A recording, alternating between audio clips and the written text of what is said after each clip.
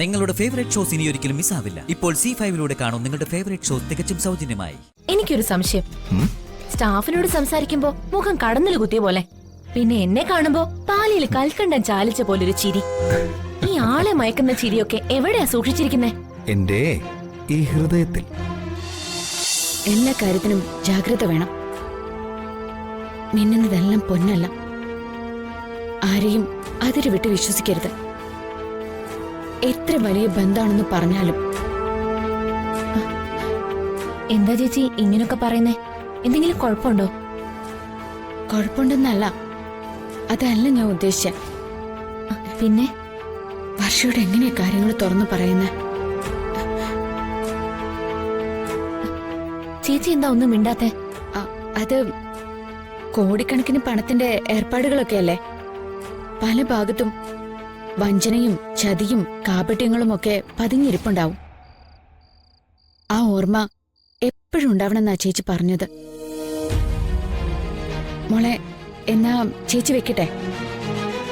പിന്നെ സൗകര്യം പോലെ ഞാൻ വിളിച്ചോളാം.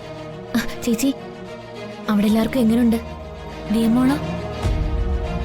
ചിലപ്പോ തോന്നും ഈ കല്യാണം ഒന്നും വേണ്ടായിരുന്നു. എനിക്ക് നിങ്ങളെയൊക്കെ എപ്പോഴും കണ്ടുകൊണ്ടിരിക്കണം. മോളെ, ചേച്ചി ഫോൺ വെക്കട്ടെ.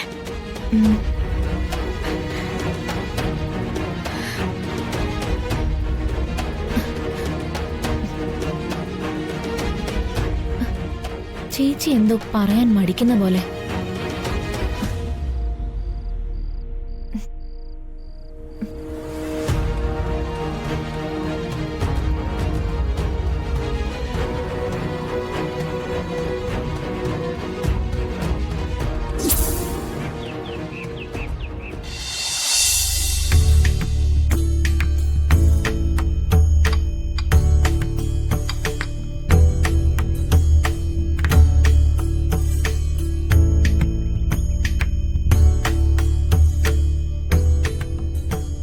വീണ്ടും ഒരു മുത്തശ്ശനും മുത്തശ്ശിയാകുന്നതിന്റെ ത്രില്ലില്ല ഞാനും മാധവേട്ടനും.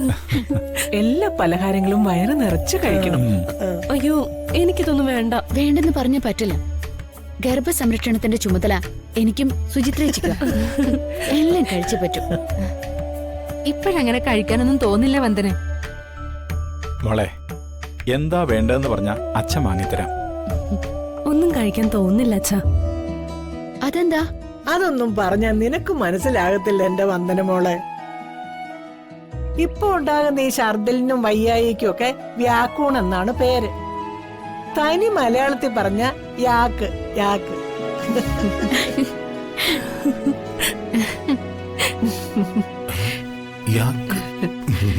ഇപ്പൊ കഴിക്കാൻ തോന്നുന്ന പലഹാരങ്ങളൊന്നും അല്ല. പുളിച്ച മാങ്ങ, കൊടംപുളി, വാളംപുളി, ഇലിമ്പം പുളി, പൂവമ്പഴം, ഇതൊക്കെയാ.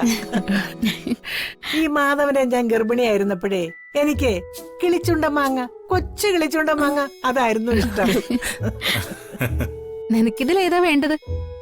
എനിക്കിതൊന്നും വേണ്ട. ഒരു പൂരിയും ഒരു മസാല ദോശയും. എന്തിനാ ഓരോന്നാക്കുന്നേ? ഓരോ കെട്ട് പൂരിയും മസാല ദോശയും ഞാനിവിടെ എത്തിച്ചു തരാം. അച്ഛമ്മേ, നമുക്ക് ബേബി ഷവർ നടത്തണ്ടേ? അതെന്ത് സാധനം? എന്താടാ നീ പറയുന്നത്? ബേബി ഷവർ നടത്തണമെങ്കിൽ ഇനി 6-7 മാസം കഴിയണം. ഓ, ഇപ്പൊ മനസ്സിലായി. ബേബി ഷവർ, ഈ വയറ്റ് പൊങ്കാല.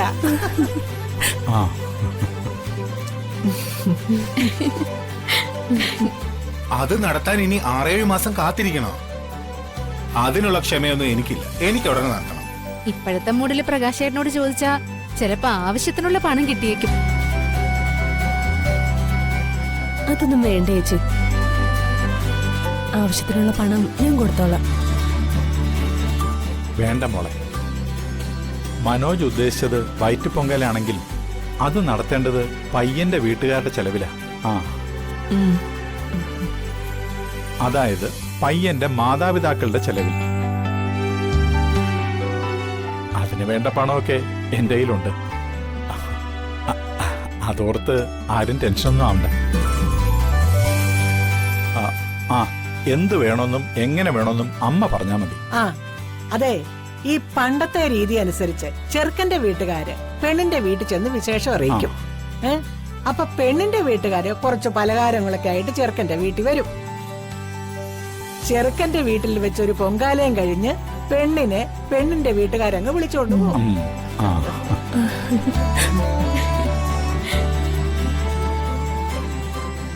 ഈ പണ്ടത്തെ കാലത്തെ ആചാരങ്ങളൊക്കെ പറഞ്ഞതാണേ. ഇന്നത്തെ പരിഷ്കാരം അനുസരിച്ച് നിങ്ങൾക്ക് ഇഷ്ടമുള്ളതൊക്കെ ചെയ്തു. എന്തായാലും ഒരു കാര്യം എല്ലാവരും ശ്രദ്ധിക്കണം. ഹരിതയുടെ മനസ്സിന് ഒരു വിധത്തില് സങ്കടം ഉണ്ടാവുന്ന ഒരു കാര്യവും നടക്കരുത്.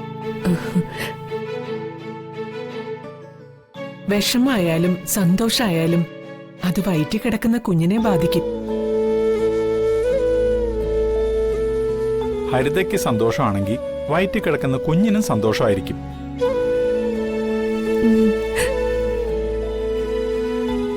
അതുകൊണ്ട് ഹരിതയെ എപ്പോഴും സന്തോഷിപ്പിക്കാൻ എല്ലാവരും ശ്രദ്ധിക്കണം.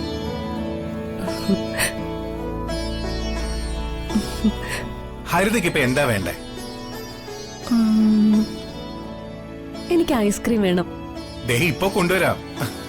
അയ്യോ,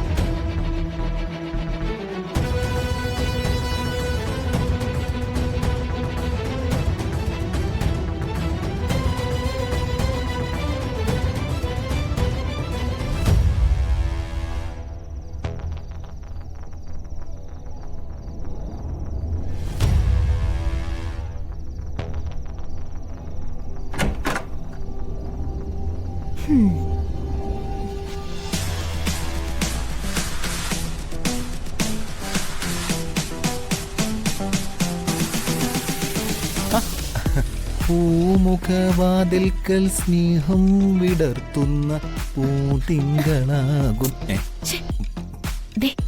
അയാൾ നോക്കുന്നു. നോക്കട്ടെ. അയാളും ആകാശവും ഭൂമിയും നക്ഷത്രങ്ങളും ഒക്കെ കാണട്ടെ.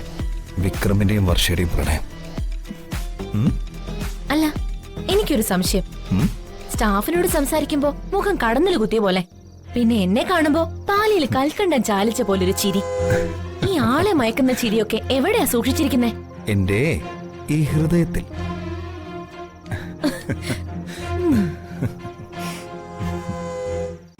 ഡൗൺലോഡ് ചെയ്യൂ C5 ആപ്പ്. കാണൂ എല്ലാ എപ്പിസോഡുകളും സൗജന്യമായി.